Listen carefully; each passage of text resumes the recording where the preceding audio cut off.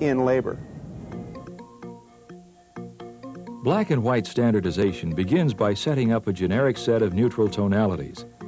In this photograph, we include a Kodak grayscale and ISO information cards.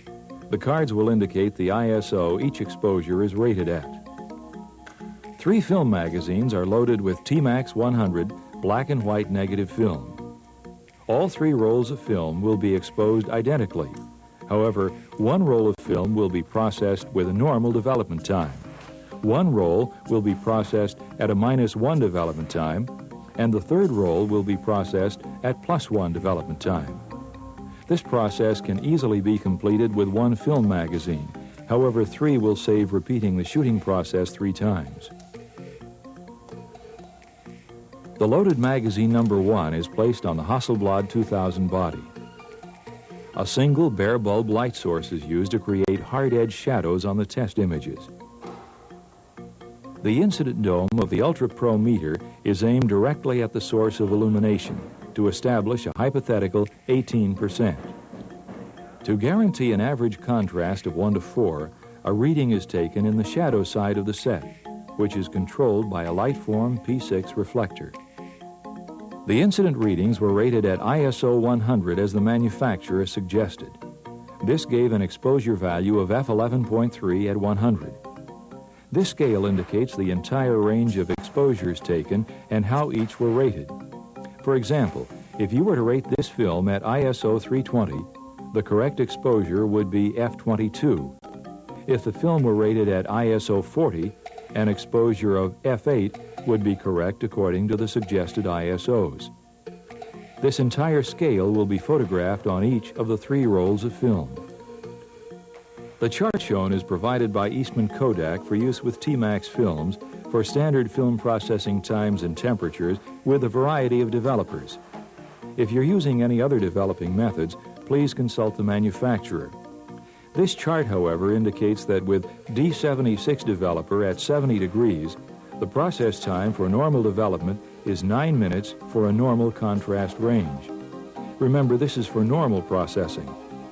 For our +1 development, we will process at 140% time, or 12 minutes and 36 seconds.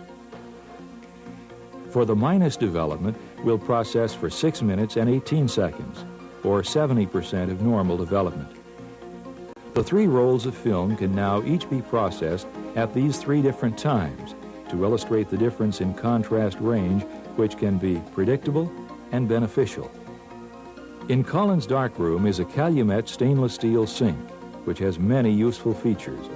One is the water bath, which has an inlet jet located in the bottom of the sink for temperature control of the water for processing and washing film. Temperature can be easily adjusted in both the water bath and the blended outlets. Whether you process your film in plastic tanks, sheet film hanging racks, or stainless steel tanks, the important thing to remember is time and temperature. In addition, agitation is one of the most important elements to consistency in your processing. Careful agitation will eliminate streaking or surge in your processing. To begin the standardized printing process, a processed negative consisting of only base density is placed in the enlarger to help in determining the minimum printing time necessary for the maximum density or Dmax of the paper. Remember that this test is set up for Dean Collins' darkroom. Your time, temperature, chemistry, and many other factors could vary. With the clear negative in place, the enlarger lens is set at the midpoint on the aperture ring, or in this case, f8. This enables adjustment to be made in either direction if needed. Ryan exposes a test strip of several different densities at 2 seconds each. The total Dmax of the paper will be determined when there's no longer a distinguishable line between 2 of the separate exposures. Dean and Ryan look at the test strip and decide that the true Dmax occurs at 20 seconds at the full 2-minute paper developing time.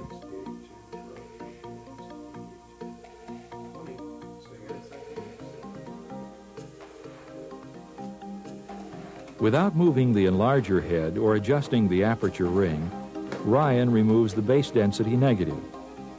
For setting up to read the amount of luminance, he adjusts the Minolta 4 light meter to ISO 4000 and the time at 4 seconds. This is a generic, easy-to-remember number which will be the constant setting used when setting up this test in the future. This number could be 8 seconds at 8,000 or 2 seconds at 2,000, but any easy combination can be used. Collins now has determined that F8 will be the exact amount of luminance needed to produce the full 20 seconds Dmax of the paper.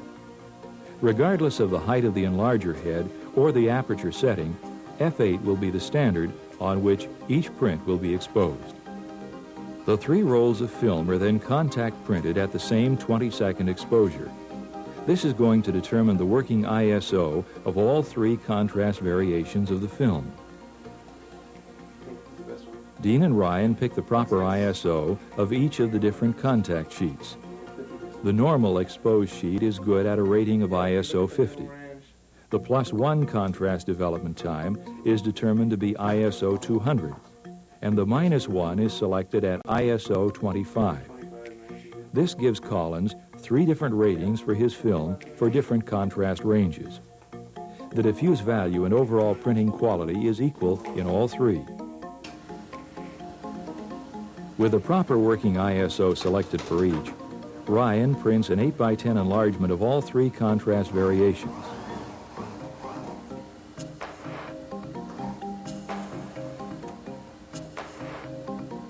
After the enlarger is adjusted for the correct print size, Ryan removes the negative and reads the amount of luminance as it reaches the easel.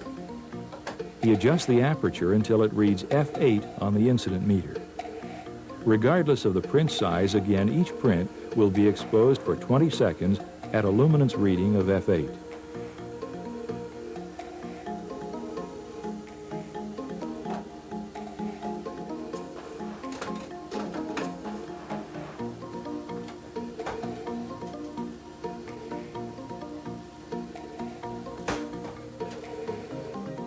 To recap, this simply states that in a contrasty environment, we can rate film at ISO 25, which is overexposed, and develop at 6 minutes, 18 seconds.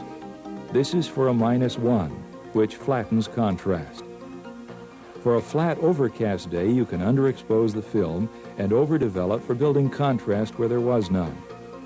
For the normal Kodak recommended time and temperature, you obtain the most normal contrast range the film has to offer. When changing the contrast range of film, remember that the golden rule states, expose for the shadow and develop for the highlight. If you underexpose film, you must overdevelop. If you overexpose film, you must underdevelop. These contrast changes are not often needed in the studio because of the various lighting controls you have over the contrast range. However, not all environments are controllable.